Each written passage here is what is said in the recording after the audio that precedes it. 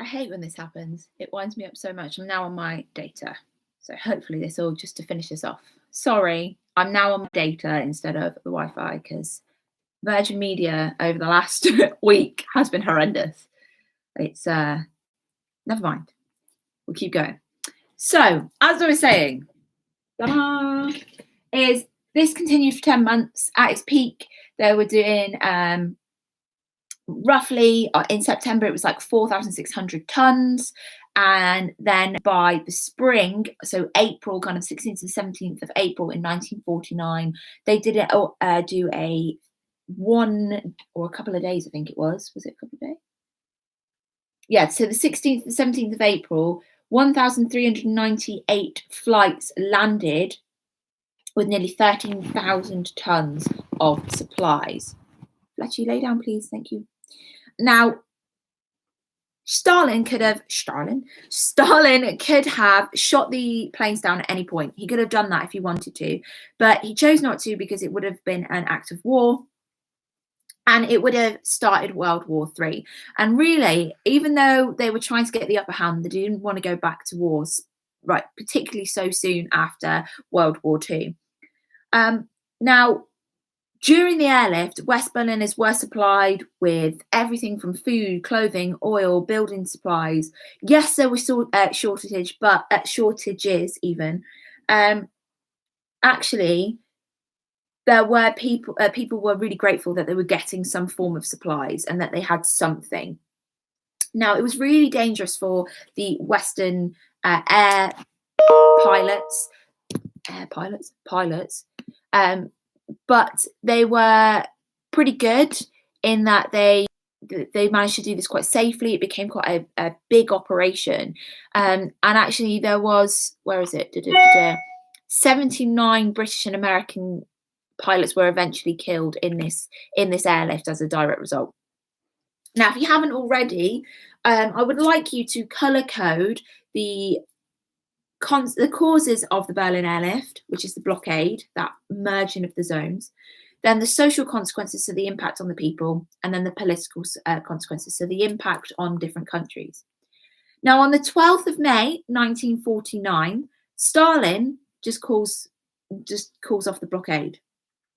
There is no rhyme or reason to this. Just on the 12th of May, he calls it off. Now, that's because he has been humiliated. He realizes that the West won't give up, that actually he cannot do any more than he's already done without invoking a war. Mum, if you want to grab him, you can, because he's dying to get off. Come on. My mum's now grabbing my dog. Come on, because he's not well. You're not well, boy. So that meant that Stalin had failed in his mission to starve out Berlin. Stalin had completely really made a misjudgment of the West, and he really misjudged what Truman was willing to do. Now, this is potentially a factor of the Truman Doctrine in that it was containing communism. They did not want communism to spread into West Berlin or West Germany. It was like a utopia. The Western powers were not prepared to do that at all. Now, on the evening of the 12th of May, the Berliners put on evening dresses. They danced in the streets. And it really brought the West Berlin community together. Now, the result of this crisis was it confirmed the division of Germany and Berlin. It was a permanent fixture then that East Germany belonged to the USSR and West Germany belonged to the America and their allies, and it was greatly dividing. It was greatly cementing the East-West rivalry, the two superpowers who were not really willing to back down to one another. But it also led to the creation of NATO, and this is something that we will do next lesson a little bit further. But you then get the creation of the North Atlantic Treaty Organization, which we as the UK are still part of today, and it creates effectively an alliance between all of Western Europe and America and any capitalist country that then come together and say that if there's going to be an aggressive threat or an aggressive move by the Soviet Union, they would have this pact together that they would then move together to defeat this communism. Now, Stalin saw this as an aggressive alliance and was not happy. And it is really the start of the Cold War heating up. Now, the reason I love teaching this is because usually after we've had a competition of drawing Berlin and what it looks like, and we've watched a video about it, which I set you earlier, and we've done the colouring, we'll go outside and we'll have a competition. Pardon? Oh, I love teaching at home. We would then go outside and have a competition of who can throw the furthest paper airplanes into West Berlin. I'd create a West Berlin. Also, there is a video on my channel, on my other channel, Beth Martin, that I always show, that I have put in the Show My Homework and Teams link for you.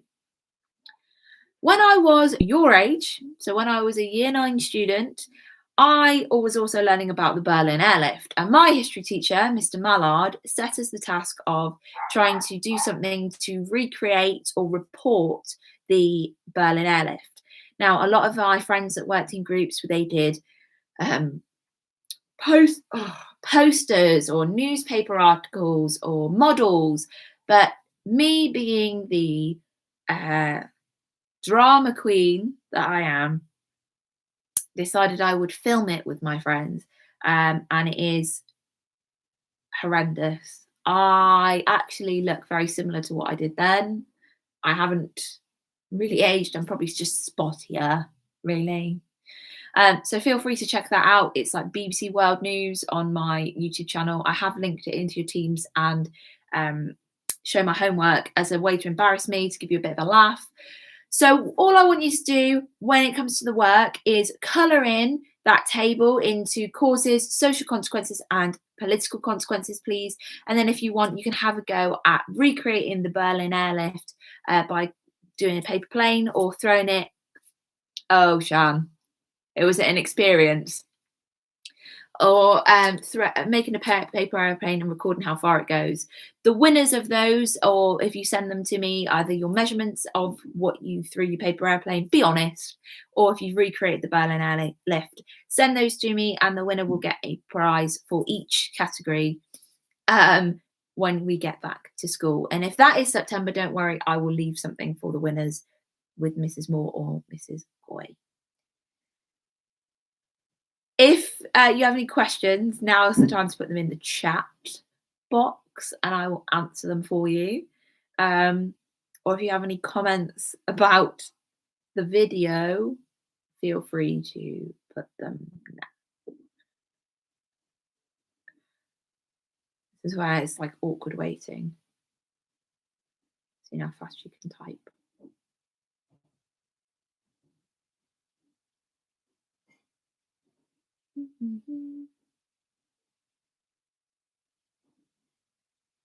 Any questions? Any at all? Yes, you do, Shan. You do get design points. Summer, what bit are you confused on? Like the airlift itself or the dividing? Sam, yes, I did. I'm afraid I couldn't reply because of migraine issues. But I did get it, yes. Ukulele is downstairs and I'm still rubbish. And now I've got false nails back on because I've got press-on nails. I'm struggling to play at the minute. So as soon as these come off, I'll get better. I can play Happy Birthday, Mary Had a Little Lamb, and Do a Dear from Sound of Music. Do a dear, a female dear. Summer, what are you confused on? And I will recap it as best I can.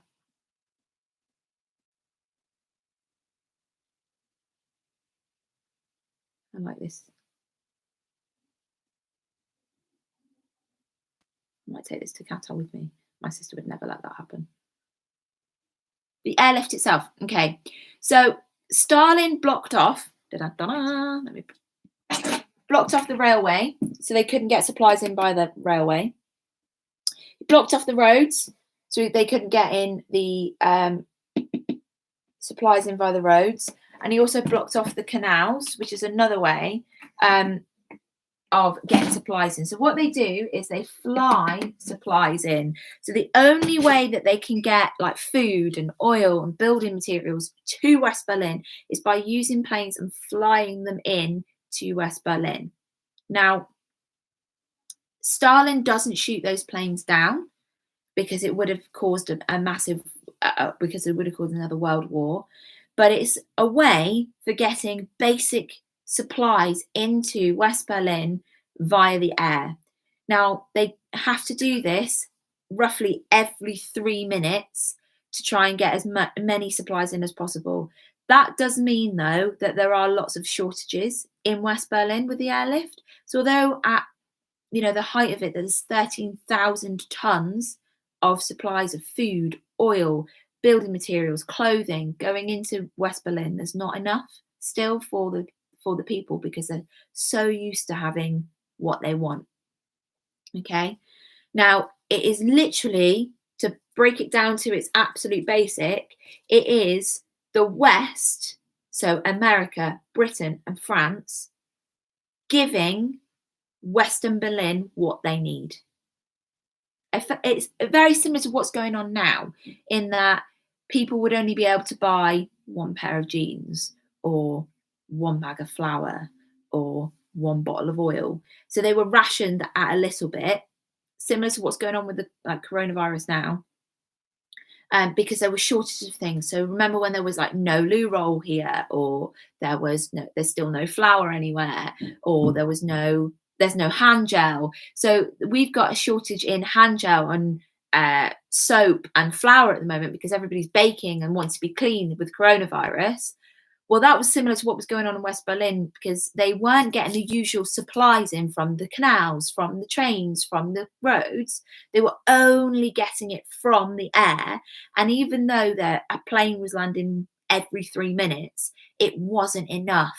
And so for 10 months of between June and May, the only way that West Berlin were getting the things that they needed to survive was via the air.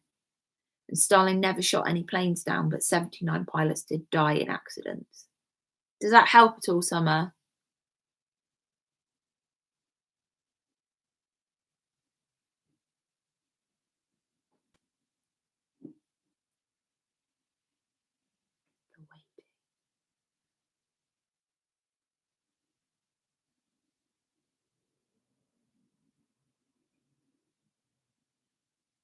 Summer, does that help?